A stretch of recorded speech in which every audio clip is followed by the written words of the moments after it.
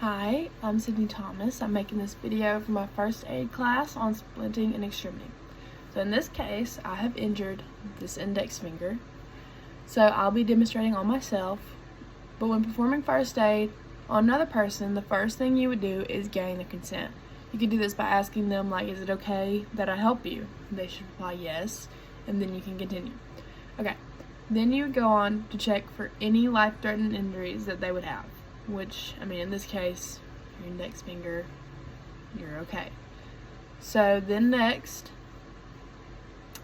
we would remove any kind of clothing or covering on your hand, like gloves, any kind of things like that, but we don't have any of that. So now we're gonna look for the dots. You can ask them about this, any kind of deformities they would have, any open wounds. You don't have any of that.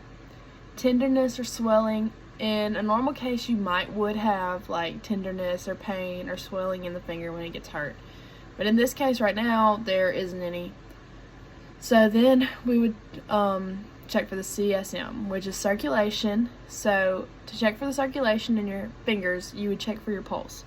Your pulse can be found, it's okay, let me see, lower of your thumb, like right here.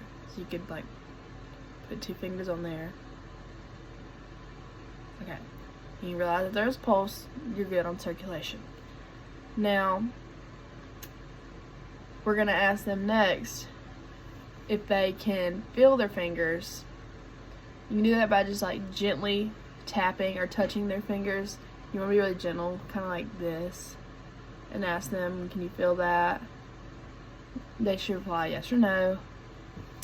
In this case, yes, I can feel that.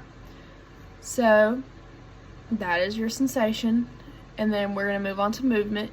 You would ask a person, if you're helping them, can they move their fingers and do like this kind of motion, like a pulling and pushing out. I can do that, so then we're okay there, but in a normal case somebody may not. So after that, we're going to make sure that the person is comfortable and they're okay, and then we can go on to splinting. But before you do that, you can apply an ice pack to the hand in this case and leave it for like about 20 minutes just to make sure it's not going to go away and it's not that extreme of an injury, but it may be.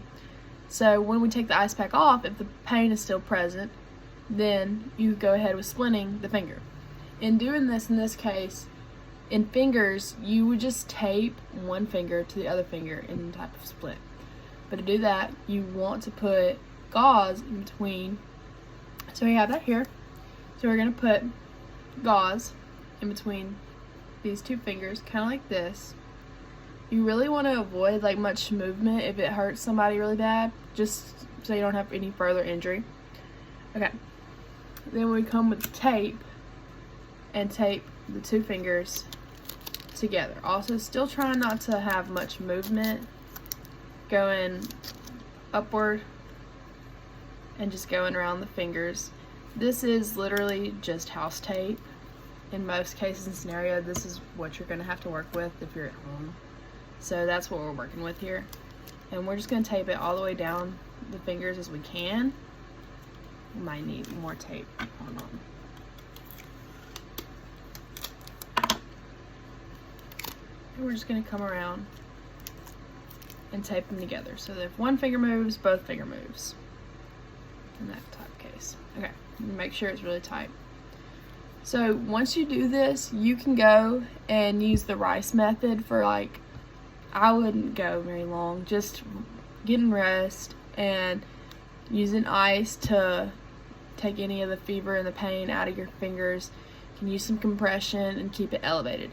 If it still presently hurts and isn't getting any better, then I would go on and go to the doctor and check for any kinds of fractures or breaks in your fingers. But that is basically how you would splint your fingers.